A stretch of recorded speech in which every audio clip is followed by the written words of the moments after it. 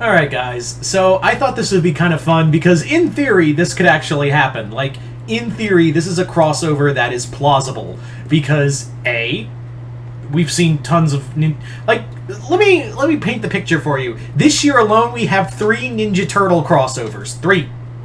And that's so far what they've announced so far. For all we know, there could be, like, more down the pipe. Because, yeah, now that G.I. Joe and Transformers are gone, IDW's like, what's our most popular IP? Ninja Turtles, throw it at everything. Let me just paint the picture for you. We have another, this is one by Stan Sakai, a crossover between Ninja Turtles with Usagi Yojimbo. That's a classic one. Then we have the second Power Rangers Ninja Turtles crossover. And just now starting the Ninja Turtles Street Fighter crossover. So, for all we know, there could be an actual crossover, this crossover actually happening, because they're both under Nickelodeon, they're both under Crossover Happy Studios, and Nickelodeon would just have to say yes. Or in this case, Mike and Brian, because I think they get a little more control now. So yes, a Legend of Korra Ninja Turtle crossover. So let's get started with this crossover. So the story begins, this is set after the events of the show. This is set after the events of the show. And essentially what it is that we have now gone through the events of Ruins of the Empire, we've gone through the events of the aftermath of what happened, of creating a new spirit or a portal. And essentially what is happening is that Republic City has fallen under siege by a new threat. This new threat is coming in and just wrecking house against triads. They're wrecking house on equalist remnants. They are more or less like a join or die group. This group is simply known as the Foot Clan. So yes, the Foot Clan are in Republic City, and they are moving like a plague. So much so that they are more or less, like I said, recruiting former members of other groups. They have essentially allocated former Equalists, they have taken former Earth Empire members, and they're even taking Red Lotus members. They're actually slaughtering Red Lotus members who aren't joining their group. They're actually uprooting them and actually killing them, exposing them, and then murdering them. And they're taking they're making triads bend the knee to them. So, yeah. However, the Avatar is like, so what does this got to do with me? This seems more like, not to sound callous or anything, Lynn, but this doesn't feel like an Avatar situation. Turns out that these guys are actually, like, not only killing people, they're killing and taking over, like, they're organizing all these groups, and Korra does feel like, yeah, Equalists and Earth Empire members and triads all together, whoever is uniting them under one banner has got to be one bad dude. Not only that, they're actually taking and kidnapping spirits and taking them somewhere else. And there's also been reports of something else in the shadows, something that has attacked triads and others. Like, it's a shadow war going on. So Korra and the rest of Team Avatar are brought together to find out, they all come together to figure out what the hell is going on and figure out what is to be done about this unknown threat that is plaguing Republic City. Well, they do it, Korra does run into members, several Foot Clan members, and some of them are benders, but there are others who are like, holy shit, I didn't know the Avatar is capable of bending all 4, and she's like, you would know that. Like, she's talking to some of the other Foot Clan ninjas, and she's like, you would know that because I'm the Avatar. And that's when she hears, when Korra hears, the Avatar, I have heard many stories about you. She turns, it's the Shredder.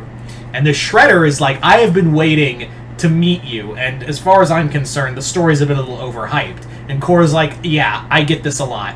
So Korra and the Shredder fight, and she immediately is like, this guy doesn't know, this guy is not a bender, but this guy is this guy is really good at close hand-to-hand fighting. And that's something that Korra never understood, is like hand-to-hand combat. She always depended on bending. And to be fair, a lot of benders depended on that, is more of their bending than actual hand-to-hand combat. Even Aang did that. So this isn't a Korra problem, this is more of an Avatar and Bender problem on a whole. So Korra and the Shredder do battle, and that's when Korra's like, oh shit, this guy's really good. So the Shredder actually, like, slashes her and is like, I thought you would be more of a challenge, but clearly that's not the case. That is until the someone shouts Cowabunga, and he's like, you here? And of course the Ninja Turtles have shown up. They fight off the Shredder and actually help Korra, and when Korra sees the turtles, she's like, she pulls an April and faints. And the turtles are like, uh-oh, not this again. So they take her down to the sewers. Meanwhile, Asami, Bolin, Mako, and Tenzin are all like, where the hell did Korra go? So they're frantically looking for Korra, while Korra has been taken down to the sewers. So, anyway, sorry about that. So yeah, so the rest of Team Avatar is trying to find Korra. Meanwhile, Korra wakes up in the makeshift base of the Ninja Turtles in the bowels of the Republic City sewer system. And that's when she's like, holy shit, what are you guys? And that's when Leo and the others explain, like, okay, don't panic, but we've done this a lot. We're from another universe, and what happened was we got stuck here. And Mikey goes, this happens a lot, actually. It happened more times than we could count. But the problem, and Mikey's like, the sin is you guys don't have pizza. There's no pizza here. This is, how do you people exist? And Leo's just like, ignore him. Anyway, so the guy you battled was the Shredder. That's our villain from our universe. So Leo explains, or tries to explain, that is until Asami and the others have tracked Korra and found her here, and that leads to a 4-on-4 fight, and Bolin calls them, Korra's been taken by Kappa! And Mikey's like, Kappa? Where? So that's when the fight breaks out when we get the hero-on-hero fight, and Korra has to stop them. But if you want to know, Leo battles Tenzin, Mikey battles Bolin, Raph fights Mako, and Donnie battles Asami. So it isn't stopped until Korra stops it with the help of Splinter. And that's when Splinter explains, Splinter and the others finally explain that Shredder was our enemy, the Foot Clan our enemy, and we had found out that they were preparing to travel to another universe to gather more weapons, and the thing they were using was the Technodrome with Shredder's ally Krang. So Krang and Shredder, they boarded the Technodrome during the fight. The Technodrome got knocked off course due to Mikey damaging it, and they fell into this universe. So now, what's going on is that Krang is hoping to use spirit energy to re-energize the Technodrome, and this way not only get back to New York, but also open up a wormhole to Dimension X and unleash his Rockmen. Very 80s cartoon, even though this is more of a fusion universe. Anyway, so everyone agrees, all right, let's all team up. Meanwhile, Korra's like, if they're taking spirit energy, that means, oh shit. So they find out, Krang and Shredder and the Foot Clan are harvesting spirit energy directly from the spirit portal in the middle of Republic City. And the person they've coerced to help them is actually Kuvira. They've actually how they've coerced her is that Krang mind controlled her, so she could use a version of the siphoning technology to help with the Technodrome. So everyone gets together and all teams up, and the alliances are as follow. Like Korra gets to learn from Leo. You have Tenzin and Splinter like talk about their respective families and found families. Bolin and Mikey bro out.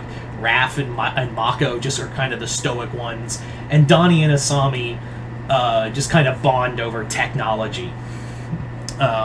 Also, it also was a moment where Leo teaches like Korra how to use hand-to-hand combat. Like, it's one of those moments where he teaches her how to fight, or at least kind of the basics of it. And that actually comes in handy when she actually has a rematch with Shredder, and this time she uses some of the stuff to counter Oroku and beat him at his own game. But what happens is the Technodrome goes haywire, and Krang and Shredder are sucked into the spirit world. And everyone's like, all right, guys, last train out of here. Last train to New York.